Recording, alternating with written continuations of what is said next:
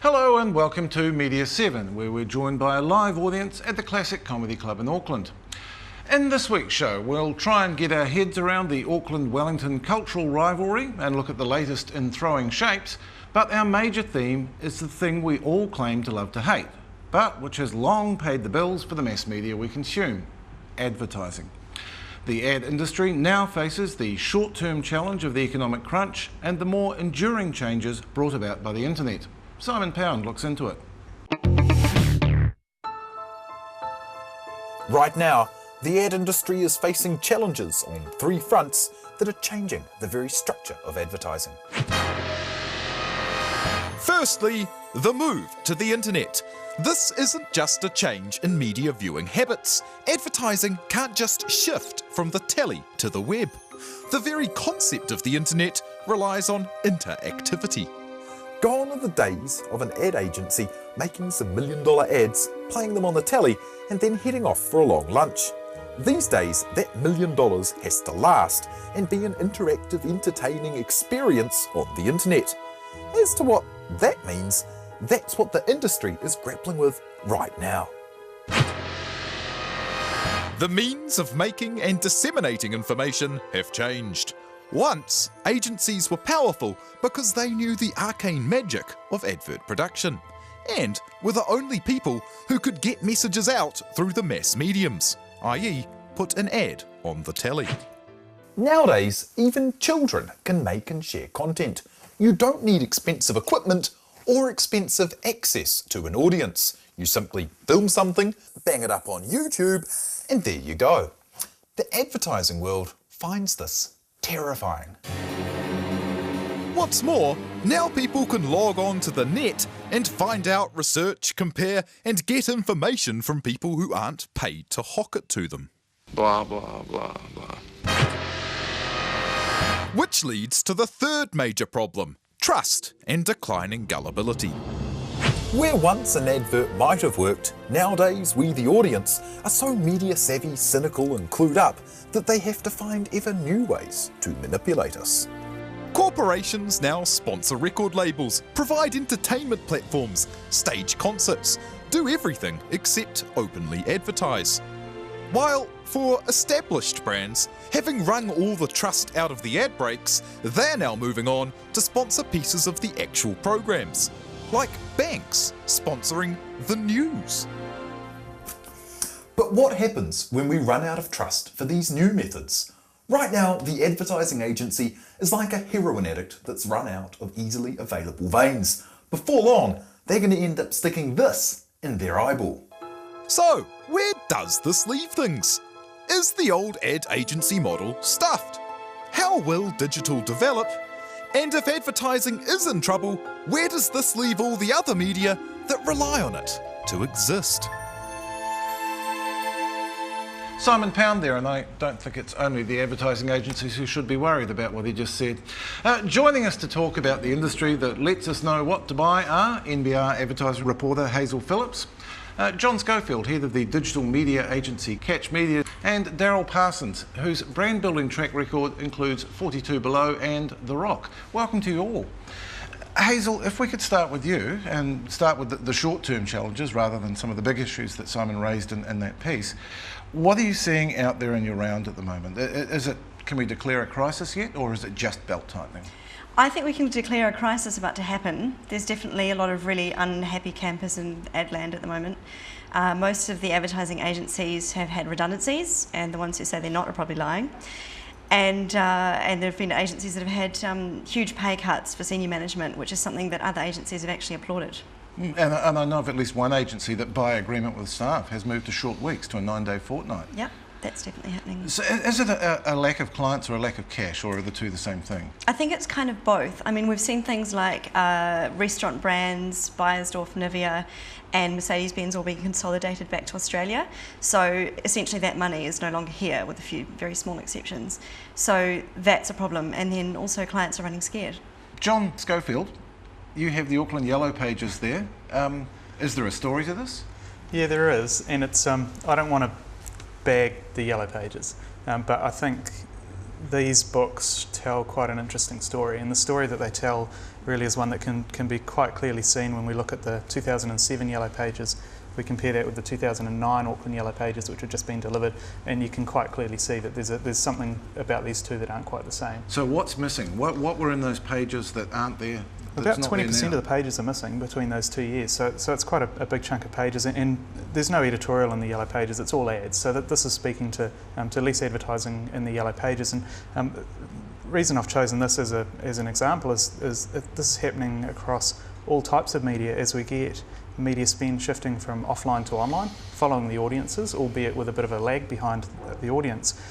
That as that money shifts, we're seeing the growth of a search and directories space online, but all of the money that's going out of Yellow Pages print product isn't going into Yellow Pages online, it's going to new competitors. So in the case of Yellow Pages, it's going to players like Google.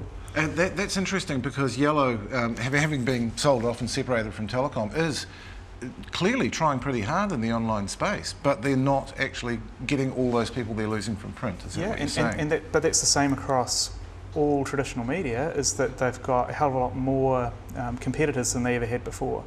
So Yellow isn't competing just with the local UBD, etc. It's now competing against international players like Google, like Yahoo, and everyone's finding exactly the same thing. The TV guys in the video advertising space are competing with the likes of YouTube and Bebo. In the say unaddressed mail space, they're competing with email. So every single offline player's got its own online competitor, and in each of the sectors, the same story is being played out. Money's shifting from offline to online, and as it does, it's entering a whole new competitor set, and it gets cheaper because the publishing space is more competitive. There's no, the death of a monopoly, which was referred to in the opening segment, is exactly what's happening. The monopolies and oligopolies are being broken down. New Zealand's in a particularly, I guess, tenuous space in that, we're an English-speaking country, but we're a relatively small country, so we're not even protected by the barrier of language that we can quite easily go off to YouTube, to any site, pretty much any UK or US site, and have the same kind of experience that someone from the UK or the US would have. It makes it very, very hard for New Zealand publishers to compete with that. And you've got people like Yellow and people like Zoom trying to do what Google are doing on a tiny fraction of their development budget. Correct. Yeah.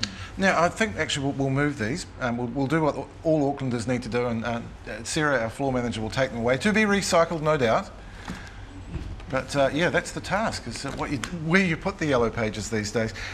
Daryl, does that kind of, as an advertising creative, does all this talk of classified advertising and Google Ads and Google Maps and that sort of thing, does that sound like no fun to you? Because it doesn't look like the glorious fun that you could have in advertising in the 90s even. Yeah, look, I came into it too late for any sort of glorious fun at all, so I don't really know. But it's just economics. If things get cheaper, and so it's no different from the problems they had in the 60s when TV first came along, and they started to try to do advertising as they knew it on radio, on TV. So they had some guy standing there and just presenting to the audience. They didn't really sort of know how to use it properly. The same thing will happen with the internet. Yeah, it's cheaper in a lot of ways to use it. In some ways it can be more expensive because you have to hire other people to help you out because no one really sort of knows quite how it works. So, it's a bit of a two-way street. But I look at it as being just, well, yeah, it's just a new thing for the last sort of 5 or 6 years, which will change in the next 5 or 6 years, and then there'll be something else and something else and something else. And so you can't really sort of go, well, is it the death of advertising? I think it's the death of advertising of people that don't want to move with it. In that sense, I mean, Hazel used the word crisis there, which I put to her. Is what's going on because of the economic situation perhaps the jolt that the industry's been needing all along anyway?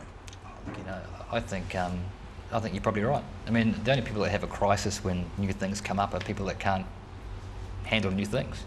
So, and there's been new things every year for as long as I can remember. And so you either go, okay, well, what are the opportunities here?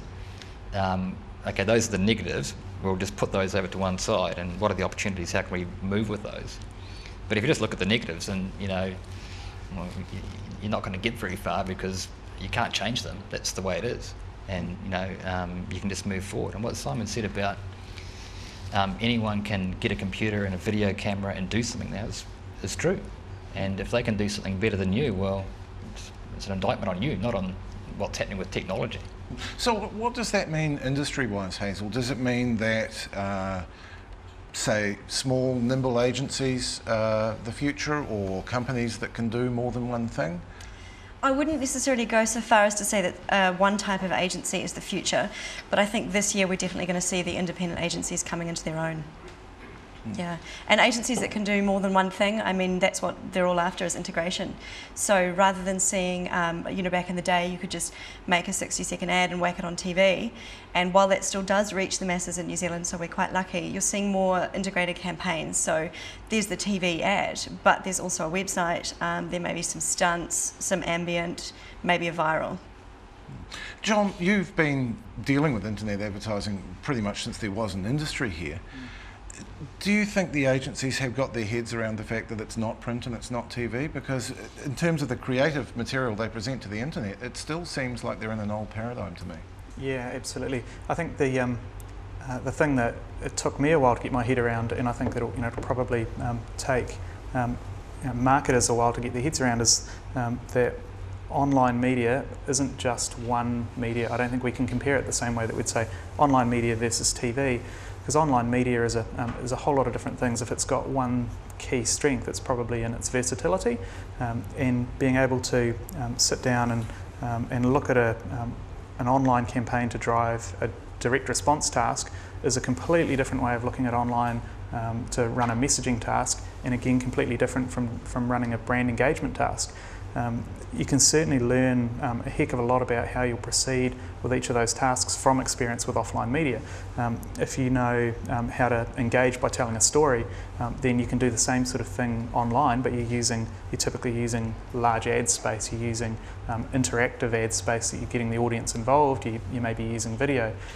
A direct response task is completely different, but if you've got the tools that you've picked up from offline, how to establish an audience, how to set up a measurement hierarchy so that you can fully understand which ads are working and which aren't. The same rules apply to online. Trying to move people away from chucking a blanket over it and saying, yeah, this is online and it should be used in one way. See, Daryl, that doesn't sound very fun and creative once again. Oh, no. It's I think the great thing about the net is the advertising opportunities are sure, but the PR opportunities are massive. That's interesting, because certainly with the website I run, the people who've gotten it right, I think, with us have more often than not been not ad agencies but PR companies who understand that it's a communications medium. And I think that's the whole thing about having what they call social networks is it's people talking to people. Now, if you can get people talking to people about your brand, well, you can't do better than that. So does that mean something more than just putting your banner ad up on a Facebook page or on a MySpace page? Yeah, totally. It's like. So how do you do it? What did you do with 42 Below? Well, we just made it up as we went along, because we didn't know what was, and that's the great thing about the net. You just try something else, and if that doesn't work, okay, well, it didn't work, we'll try something else. And every now and again something will kick, and you don't know why. It just happens, I get the impression that there aren't enough agencies just trying stuff. Surely it's a pretty cheap way to experiment. Well, that's because the stuff that does work is usually got donkeys fucking, when it does, So there's certain boundaries that you have to operate with certain clients. If you've got a client that doesn't mind, you're sort of going in different directions and trying things out. It makes it a whole lot easier. But there's a certain amount of contentiousness that needs to be there to make something get passed around. Because I don't know why. Well, I think a couple of ladies have fainted in the audience, so perhaps we should take a break. We will be back soon with a further look at the future and the past of advertising.